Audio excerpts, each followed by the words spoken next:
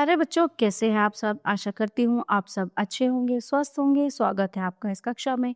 आइए आज हम पढ़ते हैं हिंदी व्याकरण का पाठ 9 विशेषण। यह रानी का कमरा है, यहाँ गुलाबी पर्दे लगे हैं, सुंदर फूलदान है, चांदी की गोल तश्तरियां हैं, पलंग पर रेशमी चादर है, लाल कालीन बिछा हुआ। अब आप इसमें देखिए कि रानी का कमरा, यहाँ पे गुलाबी पर्दे, सुंदर फूलदान, चांदी की गोल तश्तरियां, रेशमी चादर और लाल कालीन। ठीक है। अब इन वाक्यों में गुलाबी शब्द पर्दों की, सुंदर शब्द फूलदान की, गोल शब्द तश्तरियों की, रेशमी शब्द चादर की तथा लाल शब्द कालीन की विशेषता बता रही है। ये सभी शब्द विशेषण है। ठीक है। संज्ञा और सर्वनाम शब्दों की विशेषता बताने वाले शब्दों को विशेषण कहते हैं। जिनकी विशेषता बताई जाती है उन्हें विशेष्य कहते हैं। किन्हें कहते हैं विशेष्य? जैसे इसमें पर्दे, फूलदान, तश्तरियां, चादर, कालीन, ये हो गए इनके विशेष्य और ये हो गई विशेषण यानी विशेष। विशेषण के भेद। विशेषण के 4 भेद होते हैं: गुणवाचक, परिमाणवाचक, संख्यावाचक और सार्वनामिक विशेषण। सबसे पहले है गुणवाचक विशेषण।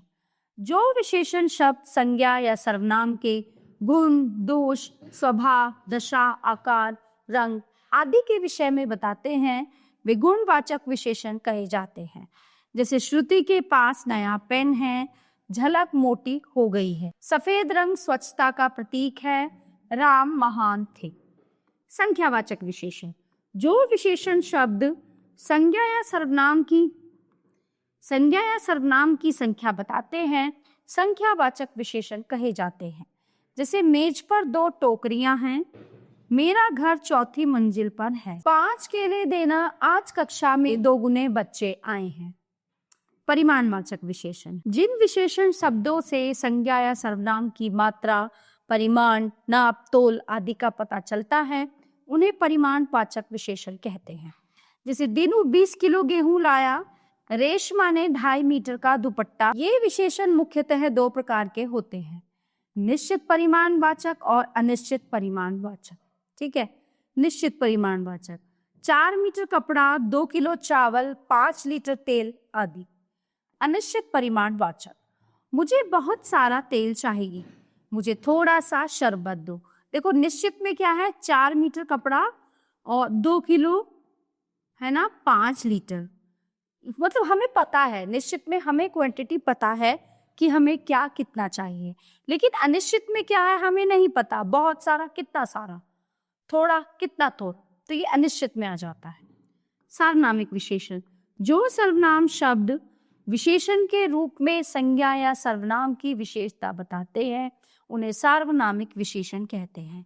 जैसे यह विद्यालय हमारा है, वह महिला स्वेटर बुन रही है, यह वह किस में आएंगे? सार्वनामिक विशेषण में। विशेषणों की अवस्थाएं। मूलावस्था। जब विशेषों की तुलना नहीं होती अपितु वह अपने मूल रूप में प्रयोग किए जाते हैं तो वे अपनी मूलावस्था में होते हैं। जैसे रोहित अच्छा है, उत्तरावस्था। विशेषण का वह रूप जिसके द्वारा 2 विशेषों की तुलना की जाए उसे विशेषण की उत्तरावस्था कहते हैं। जैसे रोहित संदीप से बेहतर है। उत्तमावस्था। यह विशेषण का वह रूप है जो किसी विशेष्य को सबसे बढ़कर बताता है। जैसे रोहित सर्वोत्तम है। यहाँ विशेषणों की 3 अवस्थाएं दी गई हैं, पढ़कर उन्हें समझिए। मूलावस्था, उत्तरावस्था और उत्तमावस्था। जैसे अधिक, अधिकतर, अधिकतम, न्यून, न्यूनतर, न्यूनतम, तीव्र, तीव्रतर, तीव्रतम, कटु, कटुतर, कटुतम, प्रिय, प्रियतर, प्रियतम, स्पष्ट, स्पष्टतर, स्पष्टतम, मधुर, मधुरतर, मधुरतम, विशाल, विशालतर, विशालतम, दृढ़, दृढ़तर, दृढ़तम। ठीक है। लघु, लघुतर, लघुतम। इसी तरह से इनकी तीनों अवस्था। आगे भी कुछ शब्द दिए गए हैं, देखिए। सुंदर, सुंदरतर, सुंदरतम, निकट, निकटतर, निकटतम, महान, महानतर, महत्तर, महत्तम, महानतम भी कहते हैं। चतुर, अधिक चतुर, सबसे अधिक चतुर, श्रेष्ठ, श्रेष्ठतर, श्रेष्ठ। प्यारे बच्चों, ये था हमारा पाठ विशेषण जो यहीं पे समाप्त होता है। आशा करती हूँ आपको अच्छे से समझ आया होगा। मिलते हैं अगली कक्षा में। धन्यवाद।